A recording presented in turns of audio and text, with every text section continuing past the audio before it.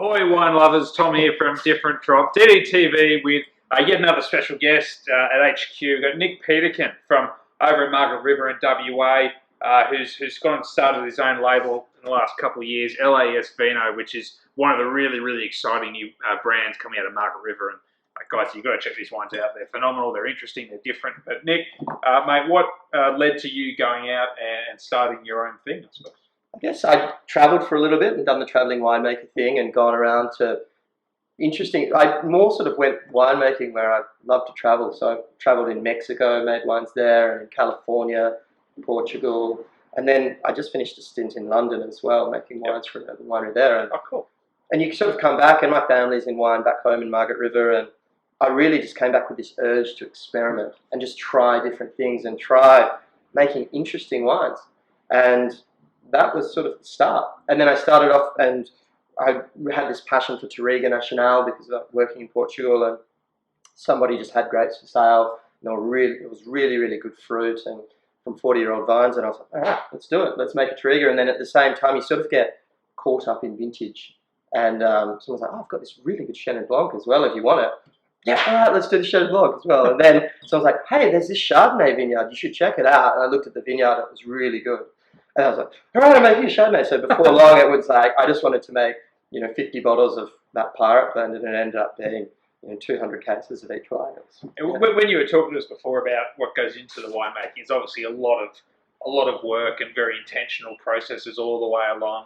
Picking on different dates and really looking after the fruit in the vineyard, and then hand sorting, hand plunging, lots of different oak regiments. Like, it's pretty obvious that you're going for quality first. Oh, 100. I mean, the aim of the whole project, as I was explaining before, is the number one priority for me is to make wines that are like absolutely delicious, like beyond delicious. And then the second one is to make wines that are just different, like a little bit odd and a little bit weird, but I've got to hit the delicious mark first. Yeah. And then thirdly, it's minimal intervention. I really don't want to add too much to my wines, really anything. I want it to be just grapes, but the priority is to be delicious. Yeah. And then hopefully those other two will follow from there. And especially, if you keep on the ball with everything like that, you can make wines that are just, they up the game, hand picking, hand sorting, chilling the fruit. For the reds, individually berry sorting by hand, putting it into oak barrels, leaving it on, doing funky stuff. And I guess the brand name, L.A.S. Vino, stands for luck, art and science. And so it's learning the science on what rules you can't break, and learning the art of it as well, and then applying both of them in this sort of unison with a little bit of luck to try to do different stuff.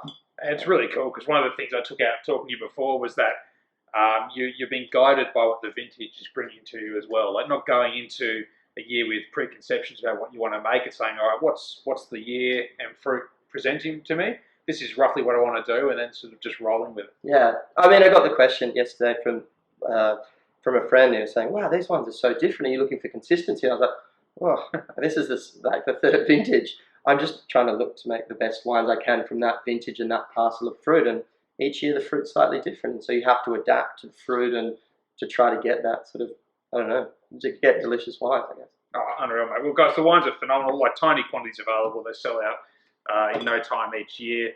Whether it's the Chenin Viognier blend or the Chardonnay is phenomenal.